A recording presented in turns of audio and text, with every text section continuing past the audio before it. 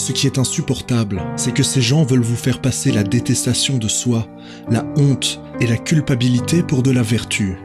Ce n'est pas de la vertu, c'est du masochisme. Et ça vous est offert par des sadiques. Souvenez-vous de votre enfance. Un bobo, c'était du mercurochrome. Aujourd'hui, avec les pansements... France, 2018. Une femme sur 4 a peur dans la rue. Les femmes désertent les lieux publics. Aller dans un bar, c'est braver un interdit pour une femme. Les femmes rasent les murs. Comme cette assistante maternelle qui fait tout pour ne pas se faire remarquer. Pas de jupe, pas de maquillage, déplacé, dans les couches, c'est pas possible. Parce qu'on a peur, tout simplement. La France n'a pas besoin d'un héros, mais d'une héroïne. Rokhaya Diallo. Afroféministe, féministe intersectionnelle et antiraciste. Rokhaya Diallo se lève pour tirer la sonnette d'alarme et pour pousser un cri. Le cri de la révolte.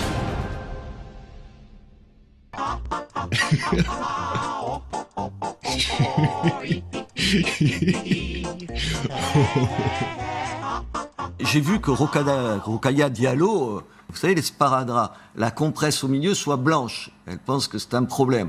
Attends, honnêtement, on devient fou. Absolument. On devient jobard. Jobard, c'est le mot. Et quand on sait que 14% des femmes qui accouchent en Seine-Saint-Denis sont excisées, ouais, ça n'arrange pas les choses. Mais Rokhaya Diallo s'en tape. Ce qu'il faut pour la France, c'est une femme voilée pour présenter le journal télévisé. Le fait de montrer une femme musulmane portant le foulard dans un exercice banal qui est celui de la présentation d'un journal de télévision, évidemment, ça permettrait à cette femme de rentrer dans tous les foyers de manière quotidienne. Parce qu'après tout, c'est pas en restant les bras croisés qu'on fera changer la perception que le peuple français a de lui-même. Ce n'est plus un pays blanc et chrétien. Ça me fait penser à une phrase du Dalai Lama. L'afflux constant d'immigrés chinois au Tibet, qui a un effet écrasant sur les particularités culturelles tibétaines et l'identité religieuse, réduit les Tibétains à une minorité insignifiante dans leur propre pays. Ça équivaut à un génocide culturel. Waouh, quel raciste. Il a dû oublier de prendre sa pilule de pas d'amalgame. Mais revenons à nos sparadraps. C'est donc à la suite de ces tweets dénonçant le racisme supposé des sparadraps qu'est né le Sparadrap Gate, un mouvement sur Twitter dénonçant l'idiotie des tweets de Rokhaya. Voici un tweet de Majid Oukasha. Jinan, une yézidi réduite à l'esclavage, battue et violée par Daesh, a dû avoir le cœur serré en apprenant que Rokhaya Diallo ne trouve parfois que des pansements blancs ou transparents dans la supérette de son quartier bourgeois. Sinon on a celui du Raptor. La médecine traditionnelle du Wakanda repose sur deux concepts novateurs. 1. Les pansements marrons. 2. Le traitement du sida à la pisse. Mais voyez-vous, pour Rokhaya Diallo, le Sparadrap Gate est le symptôme d'une société malade et profondément raciste. Et critiquer les idées d'une femme noire, ça c'est pas possible en 2018. Parce que ce ne sont pas que ces idées que l'on moque, ce sont les idées d'une femme noire. Pour elle, ça s'appelle du white-splaining. Le white-splaining, c'est l'idée selon laquelle, lorsqu'un blanc émet une objection ou fait part d'un désaccord vis-à-vis d'une personne non blanche, c'est une forme de condescendance, une attitude coloniale. Traduction: je suis une victime et ta couleur de peau m'oppresse. Ton existence est une insulte vivante, tu n'as donc aucune légitimité à me dire quoi que ce soit parce que tu n'as aucune idée de ce que c'est que d'être une victime, alors ferme ta gueule. Et quoi de mieux que la pratique pour bien comprendre, puisque Rokhaya nous en fait une démonstration. Alors on a quelqu'un sur Twitter qui s'appelle Philippe Pontchartrain, et qui trouve que son article sur les sparadraps racistes est affligeant de médiocrité. Et il dit du white-splaining qu'avance Rokhaya qu'il est un concept grotesque et raciste. Ce sur quoi Rokhaya lui répond « concept que vous illustrez à la perfection ». Donc en gros ça veut dire « ferme ta gueule, t'es blanc ».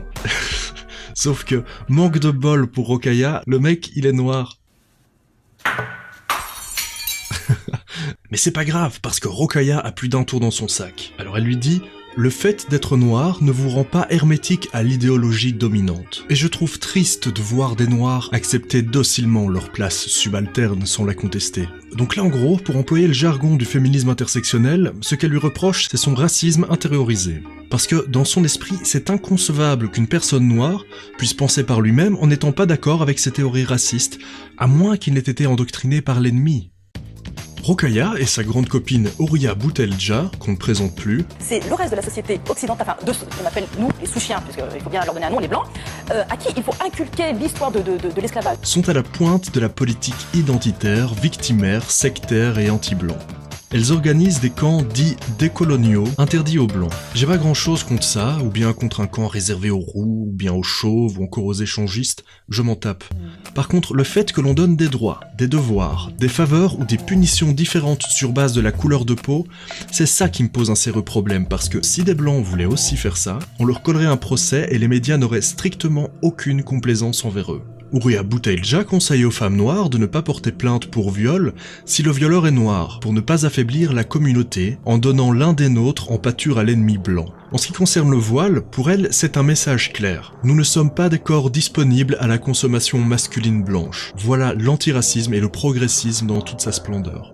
Et puis parce que la réalité du quotidien ne colle pas à leur idéologie multiculturaliste, ils tordent à leur convenance la définition des mots comme racisme en y englobant des concepts fumeux d'oppression systémique qui n'ont pas plus de réalité tangible qu'il n'y a de racisme dans les sparadraps.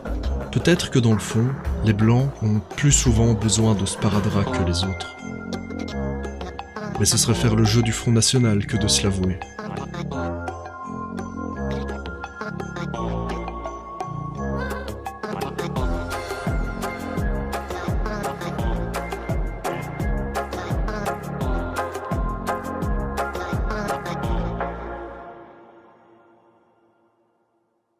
En ce qui me concerne, la couleur de peau c'est avant tout esthétique. Ce qui m'intéresse chez quelqu'un, ce sont ses idées, sa personnalité et son caractère. Tout le monde n'a pas mon point de vue et je respecte tout à fait ça. Je ne peux pas survivre quand il n'y a que des blonds aux yeux bleus, c'est au-delà de mes forces. Quand je suis rentré à Brest, j'ai trouvé la ville très blanche. Pour être très honnête, j'ai même trouvé qu'il y avait trop de blancs puisque Brest est une ville sans immigration. Pour la France, c'est une immense chance d'être le premier pays musulman d'Europe. Ce qui est insupportable, c'est que ces gens veulent vous faire passer la détestation de soi, la honte et la culpabilité pour de la vertu. Ce n'est pas de la vertu, c'est du masochisme. Et ça vous est offert par des sadiques.